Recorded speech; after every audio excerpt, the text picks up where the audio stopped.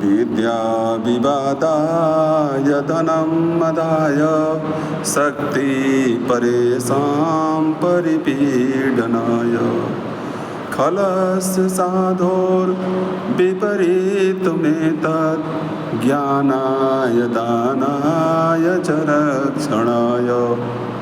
अर्थात खलस्य दुष्ट की विद्या विवाद के लिए होती है, धन मद के लिए होता है, अभिमान करने के लिए होता है, शक्ति दूसरों को कष्ट देने के लिए होती है, परेशान परिपीडनाय।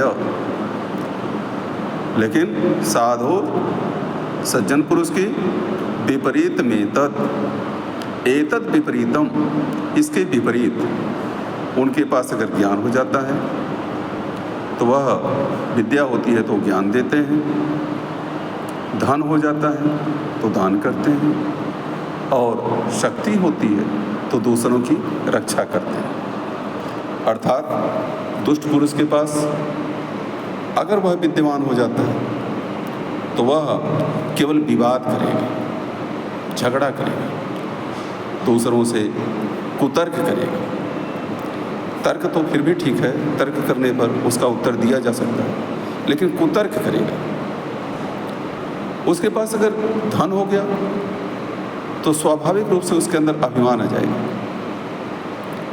वह दूसरे को अपने से तुच्छ समझना शुरू कर देगा, अपमान करता रहेगा, उपहास उड़ाता रहेगा। और अगर ऐसे दुष्ट व्यक्ति के पास शक्ति हो जाती है तो हमेशा लोगों को वह परेशान करता रहता है, कष्ट देता रहता है। मतलब जो थोड़ी सी विद्या पा करके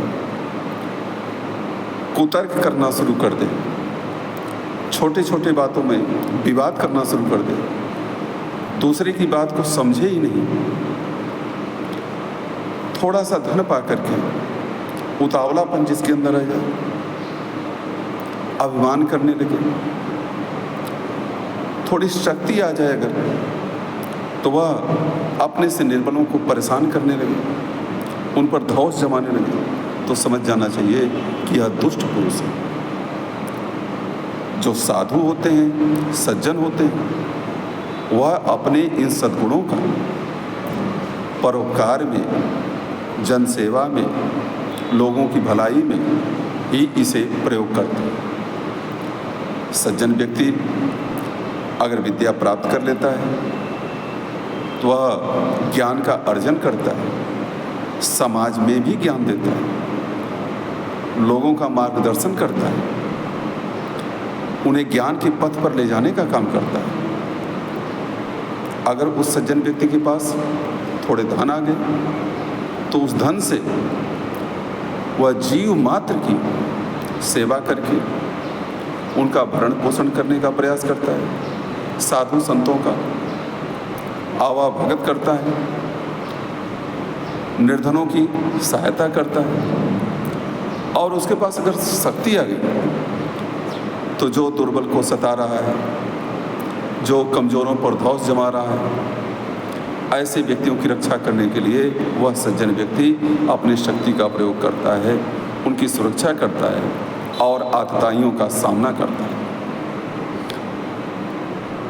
कहने का तात्पर्य यह है कि हमें भी अगर विद्या आ जाए तो विनम्र हो जाना चाहिए, शक्ति आ जाए तो झुक करके रहना चाहिए।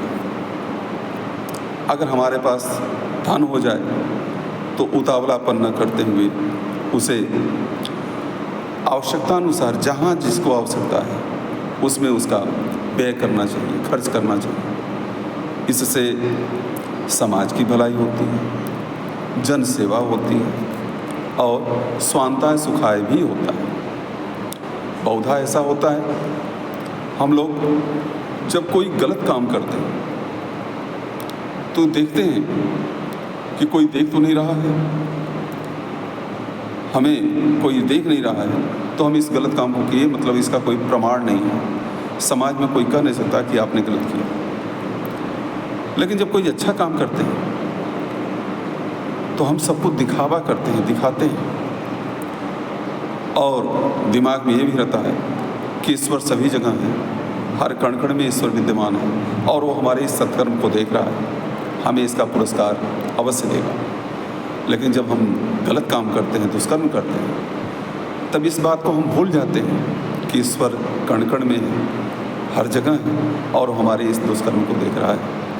हमें इसके लिए दंडित भी कर सकता है, दंड भी मिलेगा। सज्जन पुरुष लोगों की भलाई करता है, लोगों को ज्ञान देता है, लोगों की रक्षा करता है, जबकि दुष्ट पुरुष इनके विपरीत काम करता है। वह अब तर्क वितर्क करके जो सही मार्ग पर चलने वाला होता है उसे भी विचलित कर देता है, अपने जैसा ही बनाने का प्रयास करता है।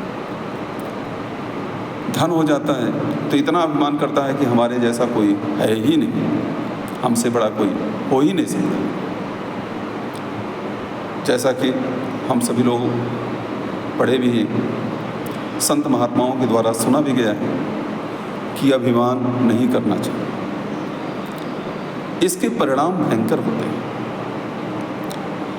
युधिष्ठिर से जब यक्ष ने पूछा कि क्या मार कर, क्या त्याग कर व्यक्ति सबका प्रिय होता है, तो युधिष्ठिर ने कहा, मानम हत्वा प्रियो भवति। अभिमान त्याग करके, अभिमान को मार करके, माने उसका दमन करके व्यक्ति सबका प्रिय बनता है। तो यह अभिमान बहुत ही भटकाने वाला है। अभिमान चाहे जिसके अंदर हो, किसी भी चीज़ का अभिमान वह नुकसानदेह होता ही है। चाहे ज्ञान का अभिमान हो, ज्ञान का भी अभिमान हो जाता है, जैसे विद्योत्मा को हुआ था। और उस अभिमान में विद्योत्मा ने जितने विद्वान थे सबका अपमान करने लगा। उसे इतना अभिमान हो गया था कि मुझे कोई शास्त्रार्थ में पराजित कर ही नहीं सकता। और जब विद्वानों का अपमान होता है, संत महात्माओं का अपमान होता है, ब्राह्मणों का अपमान होता है, तो उसके परिणाम भयंकर होते हैं। जैसा विद्योत्मा का हुआ, अंत में एक मूर्ख व्यक्ति से उसका विवाह कर दिया गया। भीम को अपने बल का अभिमान था, इतना बल का अभिमान था कि वह जो है, कहा जाता है कि महाभारत की लड़ाई में भीम जाते थे और हाथियों को पकड़ करके उठाकर घुमाकर फेंक देते थे, आकाश मंडल में फेंक देते थे। उस भीम को अपनी शक्ति का इतना अभिमान हो गया। उस अभिमान का निराकरण कैसे हुआ कि हनुमान जी की पड़ी हुई पूंछ भीम से उठ नहीं सकी। तब उन्हें यह आभास हुआ कि हमसे भी ज़्यादा कोई शक्तिशाली व्यक्ति है। रूप का अभिमान, रूप का अभिमान गुलाब को होता है, गुलाब का फूल होता है। पुष्प तो अनेक हैं, लेकिन कुछ ऐसे पुष्प हैं जिनमें सुगंध होती है, सौंदर्य नहीं होता, और कुछ ऐसे हैं जिनमें सौंदर्य होता है, सुगंध नहीं होती। गुलाब का फूल मात्र एक ऐसा फूल है जिसमें सौंदर्य भी होती है, सुगंध भी होती है। तो उसे अपने सौंदर्य और सुगंध का अभिमान होता है कि मेरे जैसा सुंदर, मेरे जैसा सुगंधित, इन दोनों गुणों को रखने वाला दूसरा कोई नहीं है। उसका परिणाम क्या होता है? उस युवावस्था में ही जब वह पूरा खिला भी नहीं रहता है, उसी समय उसे तोड़ दिया जाता है, तोड़ के मरोड़ दिया जाता है, मसल दिया जाता है और उसे कुचल कर फेंक दिया जाता है। यह होता है रूप के अभिमान का परिणाम। धन का अभिमान कुबेर को भी हो गया था। कहा जाता है कुबेर का महल, कुबेर के आभूषण, कुबेर की साज सज्जाएं सभी सोने की थी। और उन्हें इतना अभिमान हुआ कि हमसे ज़्यादा कोई धनवान हो ही नहीं सकता। उसका परिणाम जब तपन शुरू हुई, भगवान ने उनके अभिमान को तोड़ने के लिए तपन शुरू हुई, और सोने का मकान जो था वह भी तपने लगा, आभूषण जो पहने थे वह भी तपने लगे, और जिससे कि उनका पूरा शरीर काला पड़ गया। भगवान की शरण में गए तो जान बचा।